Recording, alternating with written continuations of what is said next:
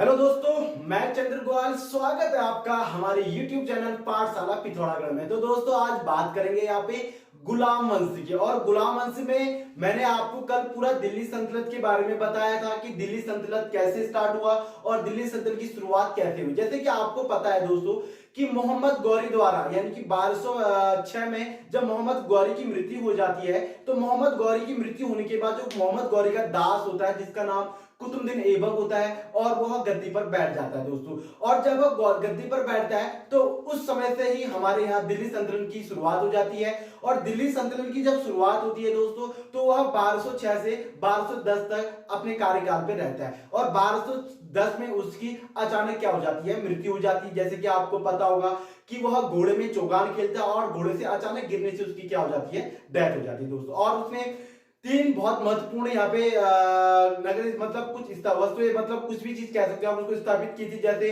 कुतुब मीनार हो गया, आपका 2.5 दिन का झोपड़ा हो गया, और आपका क्या हो गया, कुव्वत इस्लाम यानी कि भारत का मस्जिद दोस्तों। ठीक है, मैंने ये आपको क्लियर रूप से बता दिया था। और मैंने आपको बताया इसका नाम गुलाम वंश क्यों रखा गया दोस्तों। मैं आपको बता दूं, ये वंशवाहित वंश यानी कि जो भी इसके वंश बने लगभग सब उसके क्या थे, गुलाम थे। जैसे कि मैं आपको बता दूं कि जो कुतुबुद्दीन ऐबक था, कुतुबुद्दीन ऐबक का गुलाम कौन था, इल्तुतमिश यानी उसका गुलाम भी था दोस्तों और उसका दामाद भी था। ये शायद आपको पता होना चाहिए कि वो दामाद होने के साथ साथ उसका पहले गुलाम था, और गुलाम के अकॉर्डिंग वो क्या करता था, कार्य करता था। 1210 में जब कुतुबुद्दीन ऐबक की मृत्यु हो जाती है, 1210 में कुतुबुद्दीन ऐबक की जब मृत्यु हो जाती है, फिर जाके उसका जो पुत्र होता है आराम शाह, वो गद्दी पर बैठता है दोस्तों।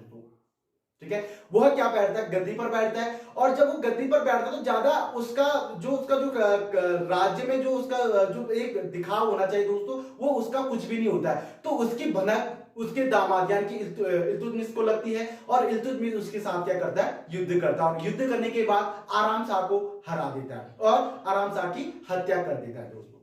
जब आराम शाह की हत्या कर देता है तो आराम शाह टोटल 8 महीने अपने गद्दी पर बैठा होता है, और 8 महीने के बाद उसको इल्तुतमिश उसकी क्या कर देता है, हत्या कर देता है। और इल्तुतमिश 1211 से 1236 तक कंटिन्यू गुलाम वंश की नींव रखता है, और उसी के अकॉर्डिंग वो क्या करता है, कार्य करता है। अब बात करते हैं यहाँ पे इल्तुतमिश की। जैसे कि मैंने कल आपको बताया था कि तराइन का तीसरा युद्ध 1215 में चंगेज खां और इल्तुतमिश के बीच में हुआ था। ये मैंने आपको कल बताया था दोस्तों।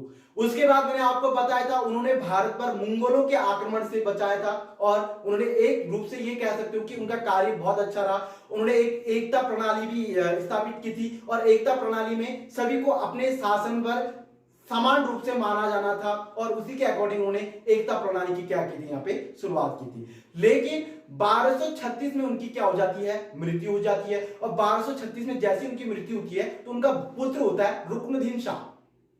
लेकिन कहा जाता है दोस्तों कि इल्तुतमिश की जब मृत्यु होती है तो उससे पहले वह अपने पुत्री को राजगद्दी का उत्तराधिकारी बना के जाता है। लेकिन रुकनुद्दीन पुत्र होने के कारण वह पहले गद्दी पर बैठता है, लेकिन राज्य में जितने भी राज्यसभा लोग होते हैं उनके अकॉर्डिंग उनको उस गद्दी के लायक नहीं माना जाता है दोस्तों, जिसके कारण रजिया सुल्तान विरोध करती है, और रजिया सुल्तान को क्या मिल जाता है, गद्दी मिल जाता है। अब जब वो गद्दी पर बैठती है तो उसी के रीजन से भारत की पहली महिला शासिका रजिया सुल्तान है दोस्तों, और भारत की पहली मुस्लिम शासिका भी कौन है, आपकी रजिया सुल्तान है। और रजिया सुल्तान 1236 से 1240 के बीच में क्या करती है, शासन करती है। अब देखिएगा दोस्तों, यहां से कहानी बहुत ज्यादा इंपॉर्टेंट है कि जब वो 1236 पर गद्दी पर बैठती है तो उसके राज्यसभा के कुछ जो सेनापति होते हैं या सेना नायक कह सकते हैं उनको, वो उनके राज्य में राज पर बैठने से कोई खुश नहीं होते दोस्तों। इसका रीजन क्या होता है, एक तो खास कर तो वो महिला होती है, तो महिला होने के रीजन से कोई उसको मतलब उसकी आज्ञा के लिए कोई भी पालन करने के लिए सबसे पहले अपने आप को क्या समझता हो, अनुचित समझता है दोस्तों। जिसके रीजन से रजिया सुल्तान की 1240 में हत्या कर दी जाती है। यानी कि एक किसी राजा के साथ उसका प्रेम विवाह होता है, और प्रेम विवाह होने के कारण उसकी हत्या कर दी जाती है।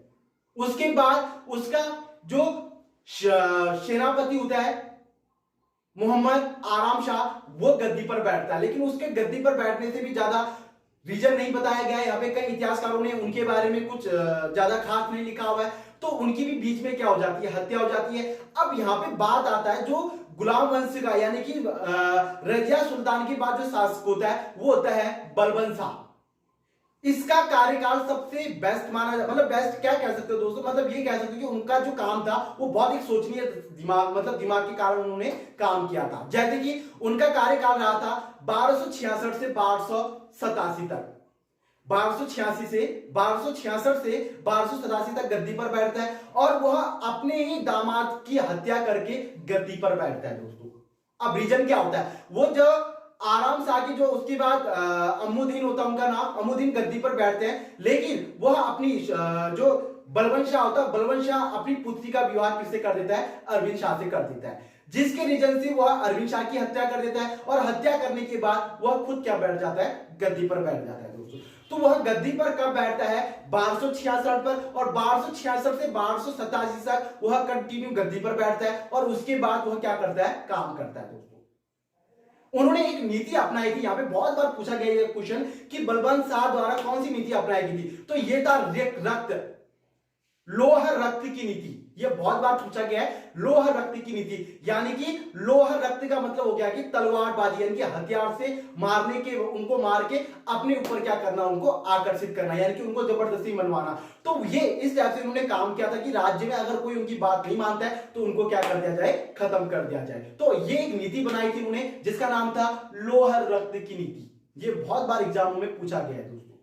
तो ये था बलवंत शाह का कार्यकाल। 1287 के बाद जो गुलाम वंश का अंतिम शासक होता है शमुद्दीन शाह गद्दी पर बैठता है, जिसके बाद जो खिलजी वंश की शुरुआत होती है, मोहम्मद खिलजी, उसकी क्या कर देता है, हत्या कर देता है। तो 1287 से 1290 तक वह कंटिन्यू गद्दी पर बैठता है। तो उसका भी खास कोई कार्य नहीं दिया गया है दोस्तों, जिसके बारे में आपको पढ़ना नहीं चाहिए। जितना मैंने आपको बताया है बिल्कुल स्टेप बाय स्टेप, आप इतना भी अगर आप पढ़ते हो तो ये आप लोगों के लिए बहुत ज्यादा इंपॉर्टेंट रहेगा दोस्तों। तो 1290 तक गुलाम वंश की शुरुआत, यानी कि 1290 तक गुलाम वंश की समाप्ति हो जाती है और 1290 के बाद फिर क्या चलता है आपका, खिलजी वंश। और खिलजी वंश की जो नींव रखता है वो कौन रखता है, मोहम्मद खिलजी, मोहम्मद जलाउद्दीन खिलजी। और जलाउद्दीन खिलजी तब जाके गद्दी पर बैठता है, यानी कि जलाउद्दीन खिलजी शमुद्दीन की हत्या कर देता है और वहां पर गुलाम वंश को समाप्त करके फिर खिलजी वंश की वो क्या कर देता है, यहाँ पे शुरुआत कर देता है।